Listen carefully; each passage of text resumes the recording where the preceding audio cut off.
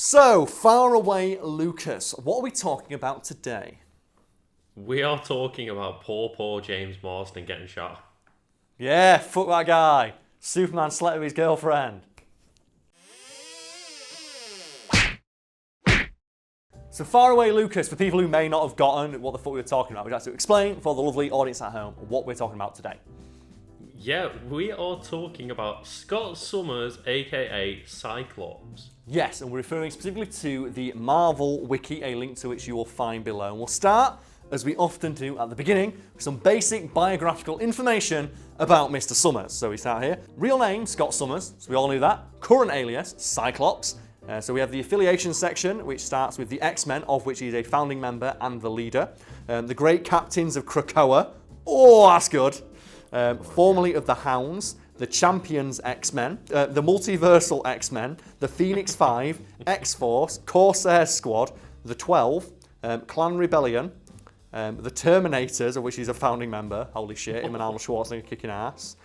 Future Iron Man's team, the X Corporation, the Time Displaced X-Men, just simply the Champions, the X-Men of the new Charles Xavier School, and the Starjammers. Which sounds like that's a great band now. I'd listen to the Starjammers. That sounds sick. Yeah. Oh, and then please we just tell have, me, like, it's got Dazzler and Jubilee in there. Oh, it might be. It could be like all the heroes with like light-based powers. Oh, How cool would that be?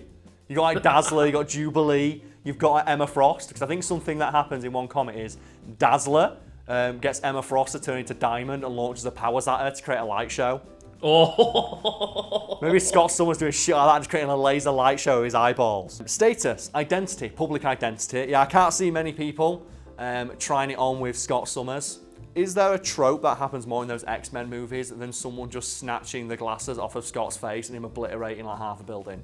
Yeah, so many fucking times. And the thing that I was thinking is like, I went to the shop not long ago and they were like, yes. Oh, can you take your sunglasses off so we can ID you? It's like, Scott, please. Just burns a hole through the back of their head. Characteristics, he's a gender, male, height 6'3". Ooh, we're the same height. It's on the same height as Cyclops. Look forward to my Cyclops cosplay. Weight, 195 pounds. Eyes, brown, glowing red when using his powers in parentheses. Hair, brown. Unusual features, always wears sunglasses. I wonder why, Karl. Because he just fires like blasts of energy at everybody. What a terrifying life that is to lead. He can't open his eyes. Like, imagine, like, he's in bed and he accidentally knocks his glasses off. Like, what, do you know when he's in like bed with Jean Grey? Like, on their honeymoon, and he wakes up the next day with his glasses off and accidentally blows his own wife's head clean off her shoulders through a brick wall.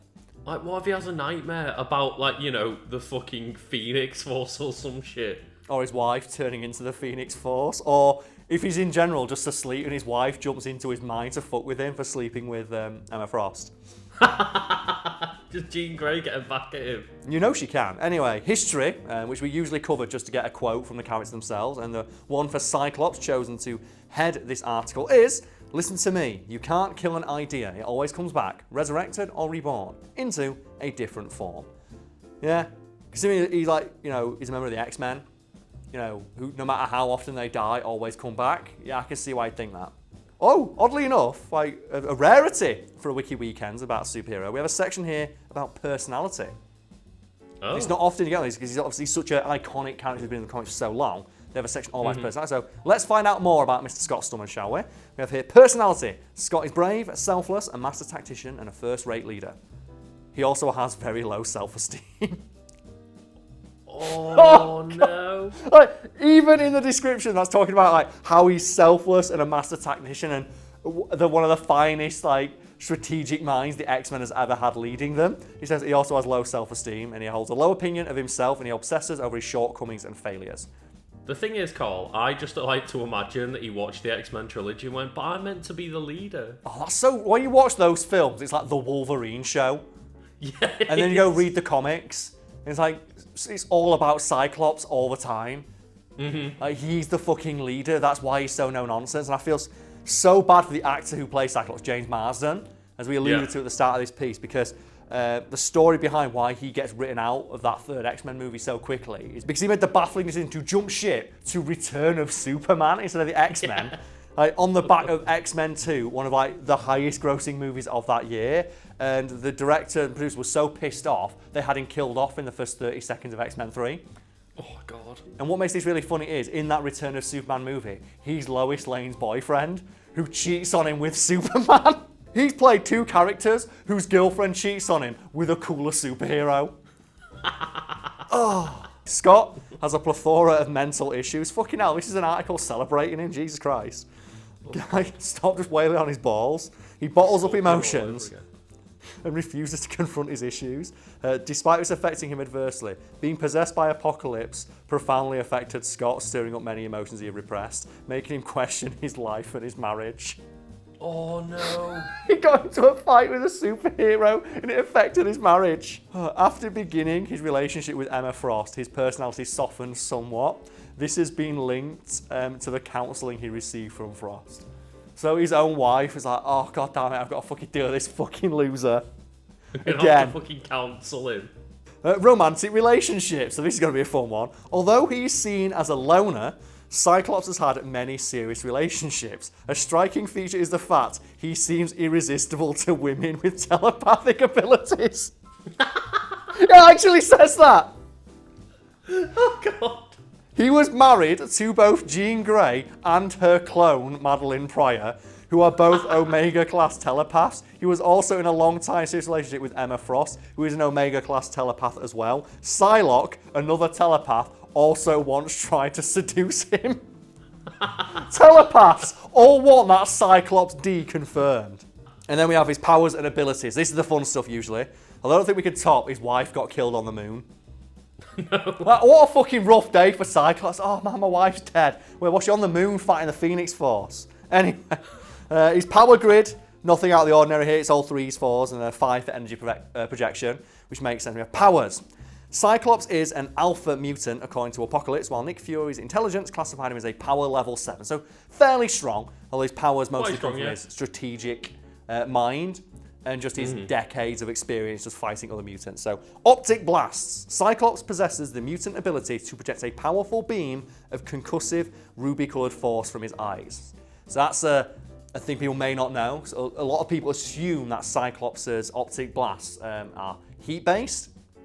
Like lasers. They're not. They are pure concussive force from an alternate dimension, colloquially known by fans as the punch dimension.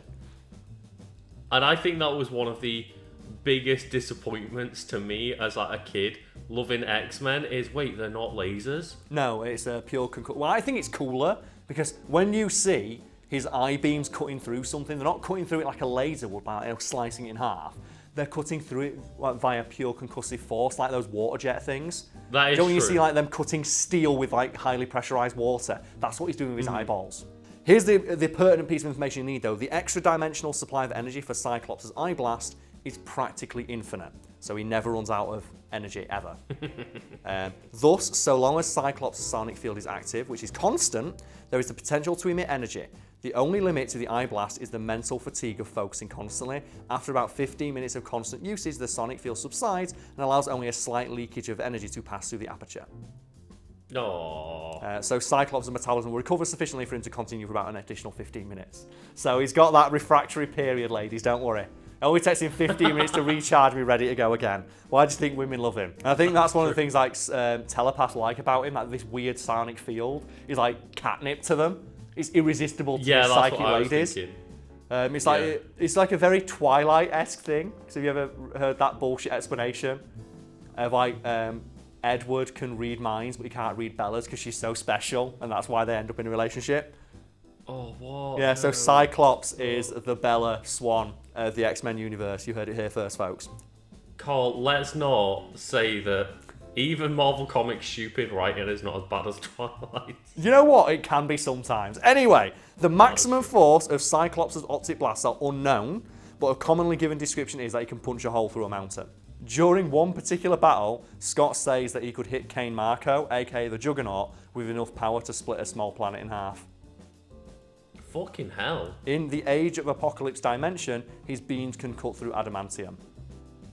No. That's in another dimension though, so maybe it's like a different form of adamantium. In the mainstream continuity of the Marvel Universe, it has also been implied that Cyclops only utilises a fraction of the energy at his disposal. Yeah, the energy is infinite and he can only access a small portion of it. During the Civil War X-Men story arc, Cyclops is controlled by another mutant who uses his powers at their full magnitude. When directed at the energy-absorbing mutant Bishop, Cyclops was able to overload Bishop's power in a matter of seconds. When Iron Man measured Cyclops' power while he was powering Bishop, he found the energy output was well over 2 gigawatts, larger and more powerful than a full-size nuclear reactor.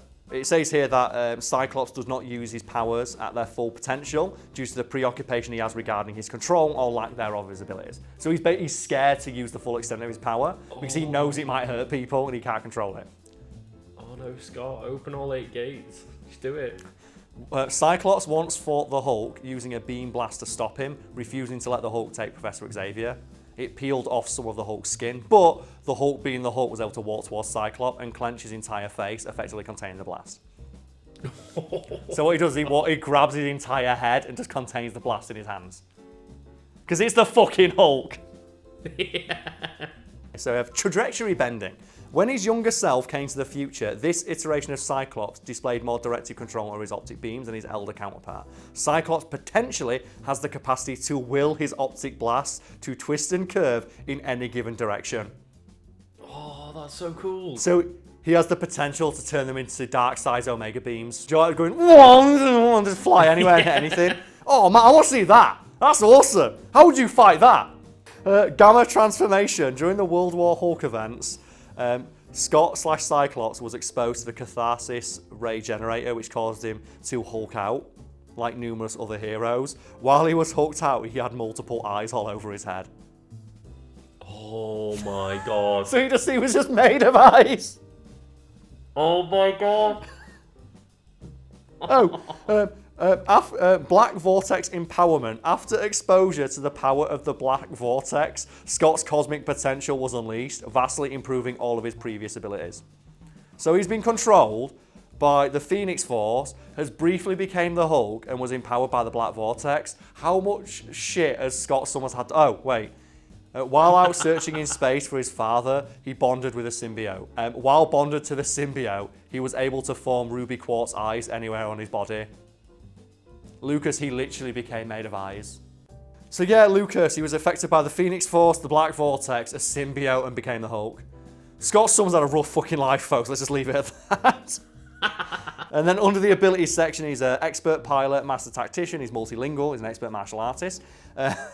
Telepathic resistance. Years of being in intimate situations with telepaths has allowed Cyclops to hone his mind to the point where he can resist telepathic intrusion and withhold certain information from high-level telepaths, meaning he figured out a way to lie to his psychic wife. Handicap. Scott's right eye was destroyed when Hope Summers, his daughter, shot him in the face. Oh, no. His powers seem mostly unaffected. And Lucas would like to close off with a bit of trivia about Mr. Scott Summers. Oh, yeah.